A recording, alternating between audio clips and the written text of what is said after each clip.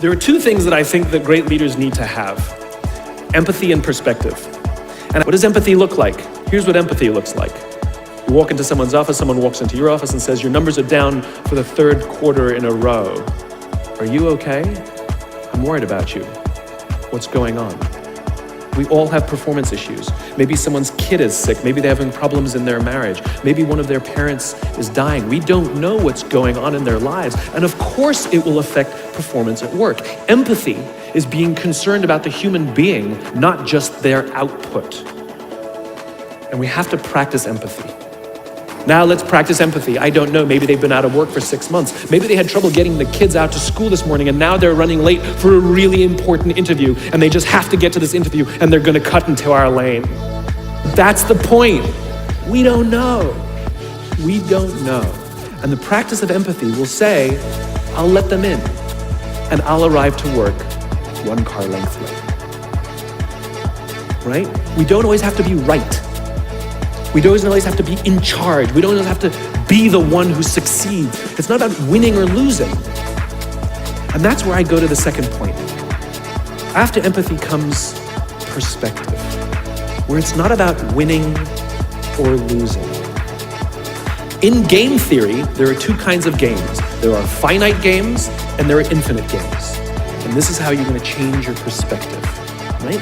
A finite game is defined as known players, fixed rules, and an agreed upon objective.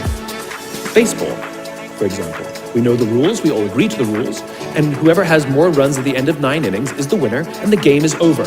No one ever says, we can just play 2 more innings, I know we can come back. It doesn't work that way. The game is over, right? That's a finite game. Then you have an infinite game. Infinite games are defined as known and unknown players.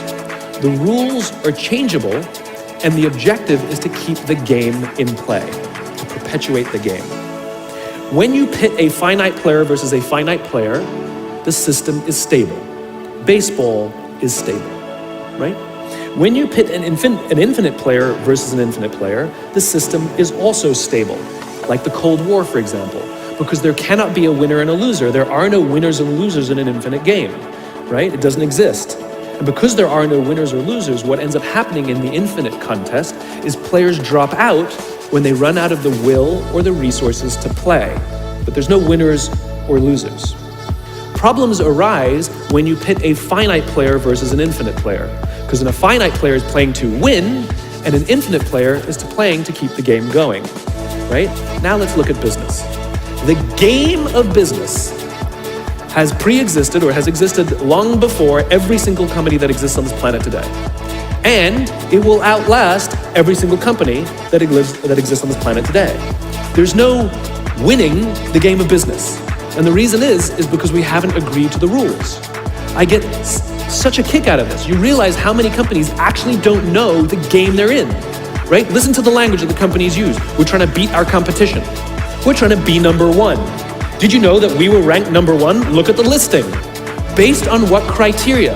Revenues, profits, market share, square footage, number of employees? Based on what time frame? A quarter, a year, 5 years, 10 years, 20 years, 50 years, 100 years? I haven't agreed to those standards. How can you declare yourself the winner? How can you declare yourself number 1 where no one else in the game has agreed to the rules?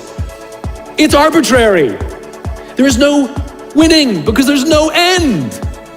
In other words, companies are playing finite games. Listen to their language. They're trying to beat their competition.